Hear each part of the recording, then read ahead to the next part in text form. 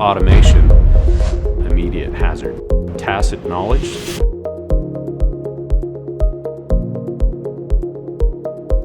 Two-part answer. So the first is around just manual manipulation of data and rehandling of information.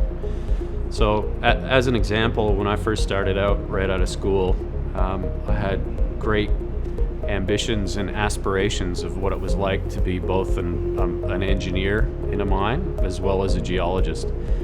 And when I got there, what I found out really quickly is that half of a mining engineer's job, for whatever reason, is actually downloading or extracting tables of information from one system and then running statistics and recalculations and creating charts and getting rates of productivity and cost, building reports and PowerPoint presentations to communicate things to crews and upwards to management.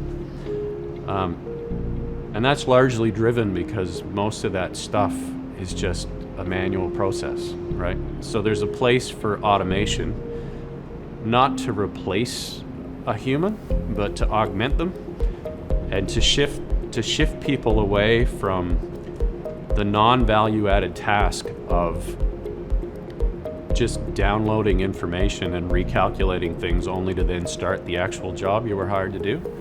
What you want to do is shift people to a place where that amount of time is insignificant, and then they get 90% of their day or their week back where they can actually focus on designing safe, productive, cost-effective mines, right?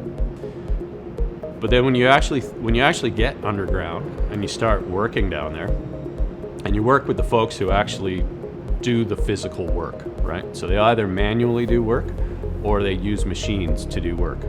And even to this day, there's still folks that operate jacklegs and stopers. And what those are like physical drills, rock drills that you hold by hand, and they have quite amount of vibration. Folks end up with white hand and other industrial related diseases.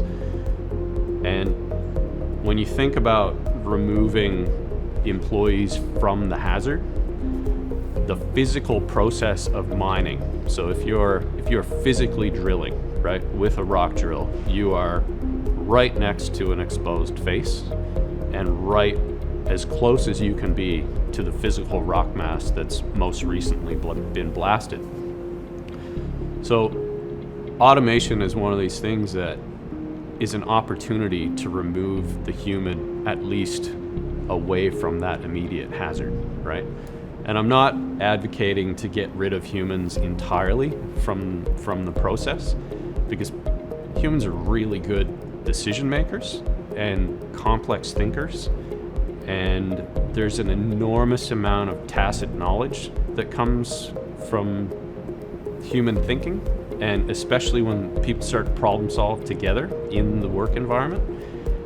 But to the extent that you can either remove them away from the hazard, and it may not necessarily be automation, it could be remote control operation or teleremote or something like that, you shift towards a more engineered or controlled version of safety for the worker.